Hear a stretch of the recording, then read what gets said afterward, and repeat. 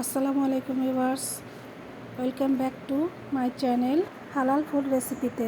আজকে আপনাদের করে দেখাবো খুব সহজ পদ্ধতিতে ঘরে থাকা উপকরণ দিয়ে কীভাবে সুপি মোমোস তৈরি করা যায়। তবে চলুন মূল রেসিপিতে চলে যাই। প্রথমে একটি বলে নিয়ে নিচ্ছি 1 কাপ পরিমাণ ময়দা। আমরা ময়দার ডোটা আগে তৈরি করে নেব, এর জন্য আগে ময়দাটা নিয়ে নিচ্ছি। আমি এখানে 1 কাপ পরিমাণ নিয়ে নিচ্ছি ময়দা।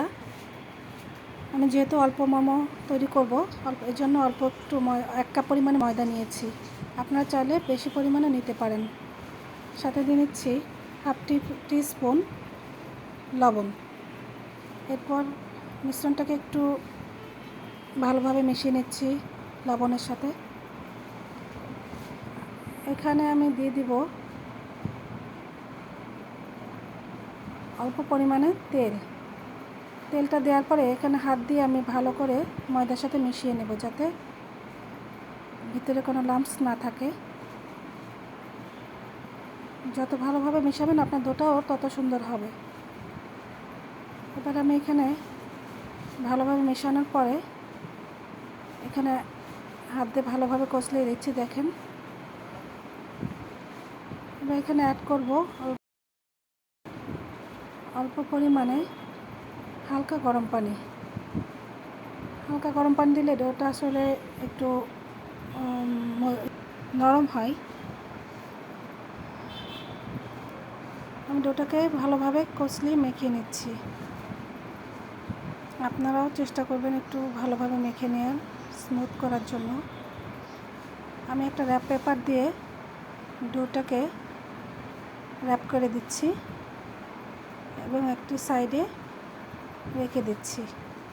এরপর আমি এখানে তৈরি করে নিব মোমোর মূল যে ইনগ্রেডিয়েন্টস, সেটা অর্থাৎ চিকেনের সাথে আমি মশলাগুলিকে ভালোভাবে মাখিয়ে নেব। এখানে নিয়েছি আমি রসুন কুচি, আদা কুচি, কাঁচা ঝাল কুচি, আদা বাটা, রসুন বাটা, সয়া সস, আর হচ্ছে গোলমরিচের গুঁড়া এবং পাপরিকা পাউডার। আমি একটু কাছ থেকে দেখে দিচ্ছি। আমি সবগুলো উপকরণ দিয়ে ভালোভাবে মুরগির কিমাটাকে মাখিয়ে নিয়েছি। এটাকে একটা সাইডে রেখে দিব কিছুক্ষণ রেস্টের জন্য। এবার আমি যে ডোটা মাখিয়ে রেখেছিলাম সেটাকে এবড়োথেবড়োভাবে বেলে নেব। আপনারা আমার থেকে একটু ভালো করে বেলে নেবেন।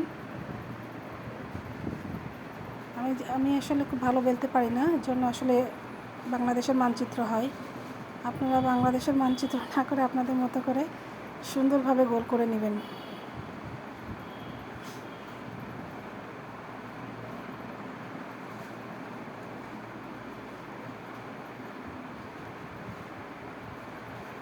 চেষ্টা করছি গোল করার, আসলে তেমন একটা হচ্ছে না। চেষ্টা চালিয়ে যাচ্ছি।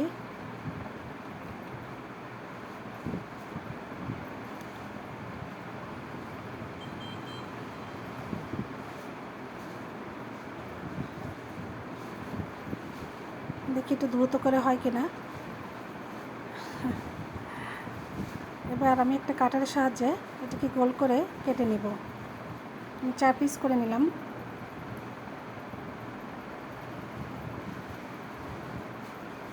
এবার এগুলির মধ্যে আগে থেকে যে মিশ্রণটা আমি করে রেখেছিলাম মুরগির কিমার, এটা অল্প পরিমাণে দিয়ে আমার পছন্দ মতো একটি শেপ করে নিচ্ছি। আপনারা আপনাদের পছন্দ মতো করে নেবেন, যে যেমন পারেন।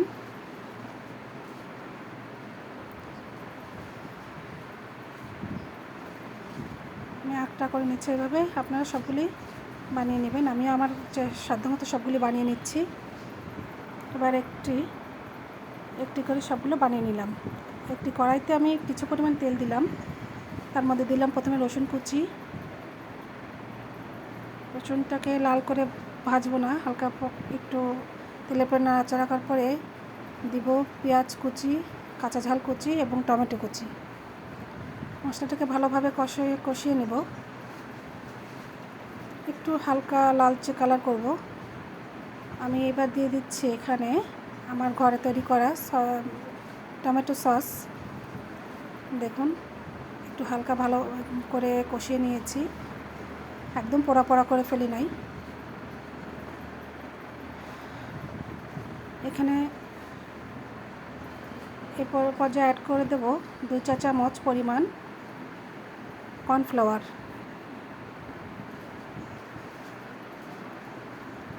এখানে আমি অ্যাড করে দিলাম ঠান্ডা পানি। আমার পরিমাণ মতো দিয়েছি, যতটুকু লাগবে আপনারা আপনাদের পরিমাণ মতো দিয়ে দিবেন। আমি কিছুক্ষণ নাড়াচাড়া করার পর ভালোভাবে বলক আসার জন্য এ পর্যায়ে ঢেকে দেব। কিছুক্ষণ অপেক্ষা করলাম, তারপরে আবার একটু চেক করলাম যে বলক আসছে কিনা। বলক চলে আসছে। এবার আমি আগের থেকে তৈরি করে রাখা আমার এবড়ো থেবড়ো মোমোগুলি দিয়ে দিচ্ছি। মোমোগুলিকে আমি আমার পছন্দ মতো দিয়েছি, আপনারা আপনাদের পছন্দ মতো দিবেন।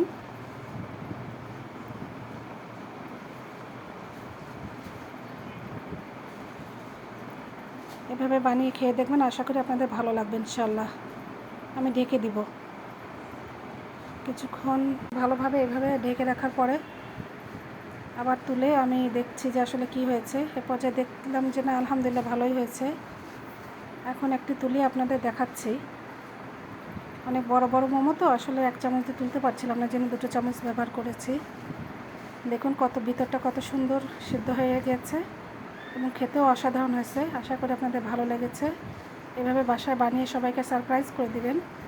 আশা করি আপনাদের কাছে ভালো লাগছে। আমার জন্য দোয়া করবেন। আসসালামু আলাইকুম।